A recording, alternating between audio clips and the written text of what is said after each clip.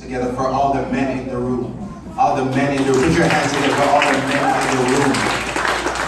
This is a unique opportunity for me because, first of all, I'm a registered social worker, I'm a life coach and motivational speaker, but one of the things that, as I was sitting there, that came back to me so clearly, I remember I had a client of mine that I was working with, and one of my assignment was to, he was in custody, and one of my assignment was to bring his daughter to visit him.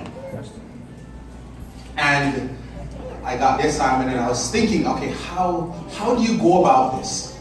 How do you go about this? And I remember the mom was there, we picked up the little girl and was bringing her, and we were telling her about her dad and all the different wonderful experiences she's had with him, and she's excited.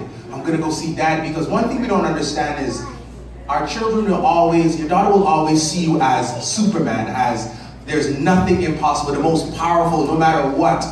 They will always see you as that. So for her, all she's thinking about is, oh, my daddy is, I'm gonna go see him. He used to lift me up, and we get in there and we go through the process, and the process. Every time I go through it, you buzz through and you swipe through and so on, and we go in and right away her countenance just dropped. She wasn't smiling anymore, she wasn't excited, and he comes out and we're in a space no bigger than this, and he's like, hey, and he goes to hold her and she just freezes. And he's like, let's go for a walk, and it's a little square, and he's imagining at the parking, but her countenance just dropped. And I sat there and I didn't know what to do, because I'm thinking you can't just say, let's go outside and everything. But that experience for me was something, after I met with him again, I go, let this be the last time this happens again. Let this be the last time, because one thing we have to understand is that we have an awesome responsibility. When we look up the title Father in the Greek and in the Hebrew, it is the source. That you are the source of your daughter. So when somebody asks your daughter, who are you? It always comes back to you. Whether you're there or not, it comes back to you. Their last name is theirs until they get married, and that last name shows security and ownership. So that's one thing that I want to help you guys to understand, is that you have a role in that. You are the source from which your daughter came into this world, and no one could change that.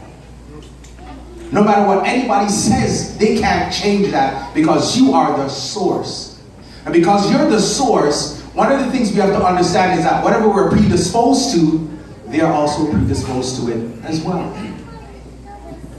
So one thing that I want to encourage you to do is to take the time to get to know your daughter. And also take the time that you need to pour into your daughter. Fathers help daughters to see the future. Albert Einstein said it so great. He says, imagination is a preview of the future. If you can imagine it, it could come to pass. Somebody imagine the table and chair that you're sitting on. The chair that you're sitting on right now. Someone imagined it, and here it is. So you have the awesome responsibility of helping your daughter to shape her future through imagining, speaking life into her vision. Another awesome responsibility we have is that we have the responsibility of shaping their belief system and their standards. One of the things that I would admonish you and encourage you to do is to begin to take your daughter out on dates. Even when they're young, open the door for them. Pull out the chair for them. Ask them what they would like. Order for them. What you're doing, you're establishing a standard for them so that when they grow up, that is what they're accustomed to. So anything beneath that, that's not the way it goes. Sorry, you're not the one. The reason why you're not the one is because my father, when I would go out with him, he would open the car door for me.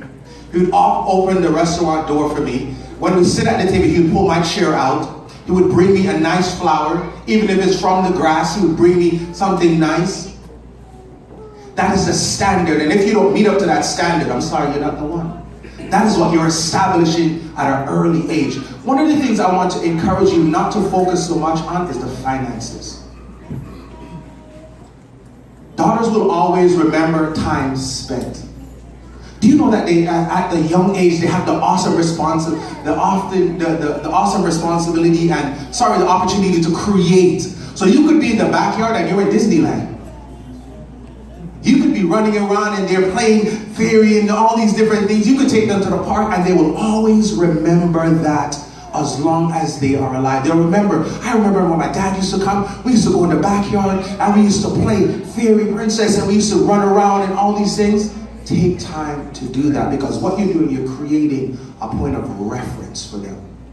It is studied, psychologists will tell you that children, and especially daughters, once they get older and they encounter an experience, they will go back to a point of reference in their mind. And if that experience concurs with that point of reference, it can be a traumatic experience. So if they were left at a young age, if they were abandoned at a young age, you will find that when they get older and they get into some relationship, even if it's a friendship, they will remember that when they were left, and what will happen is they will pull away all the time. Working with a lot of young women and men, we'll see that there is a fear of success that happens. That they'll be doing very well in school, in all areas of life, but they hit a point where they just begin to fail everything. They just pull out. They stop going to school. They stop behaving themselves. All those everything. Why? Because there's a point of reference where they feel like, if I achieve, then there's an expectation. But we have the awesome responsibility of letting them know that the future is yours. That you could be anything that you want to be with hard work and perseverance. You could be anything and do anything you want to do. And I'll close with this. Serena Williams' father, I saw a clip when they were very young and they were being interviewed. And the reporter kept on asking them a specific question, asking them about what is your weakness in their game. What is your weakness? But you can't be good at everything. And right away he went in and shut the interview down. He goes, I don't want you to begin to plant a seed of doubt in my children's mind. Because there comes a time in their life where that seed will mature and they will be afraid to be successful. Right away he shut it down, canceled the interview. He goes, never you do that again. Do you notice that for them, that they're so dominant? Why? Because their father always told them that they're the best. And not only did he tell them they're the best, but he believed in them. He showed up. He was at all their practices, all their matches, everything. He was always present. And that is something that no one could take away from those girls. So that's something I want to leave you with. Understand that each and every day that we go, we're learning. We're learning about ourselves and we're learning about our daughters. So as you continue along this journey, life is a journey, not a destination. It is a journey that we go through. But each and every day, I want to encourage you to let it count. Let it count. Plant a memory every day with your daughters. And I guarantee you that as long as you do that, even when you're gone, they will be able to live off the memories. Thank you so much. I just stand up for you, man. You know, Vivian, can you come here for a minute? The one thing that I took away from this, what you said, is time spent. I have a 22-year-old, and I was like, oh, man, she'll be like bored. I'm thinking I really should have brought her. You know what I mean? But I also have a 5-year-old, and him and I will go out and just pitch rocks at the water. You know what I mean? So when I go to work and I'm like, what'd you do this weekend? I went to pitch rocks with my son at Liverpool at the bottom. And they're like, what do you mean pitch rocks? Like just throwing rocks in the water. And to him, that is something that I know, that I used to do even with my dad. You know, and he appreciated it. And he was like, Dad, we go to the water and throw rocks. And again, it's not how much money you spend. It's not the fact that he has the latest shoes, or if he wants a certain pair of shoes, or if he wants a certain video game. You know, yeah, I sometimes spoil him sometimes. But again, the time spent, you cannot take that away. You can't take that away. And yeah, I like to go out every so often.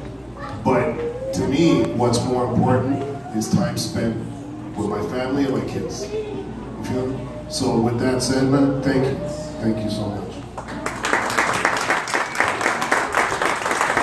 So, Xavier.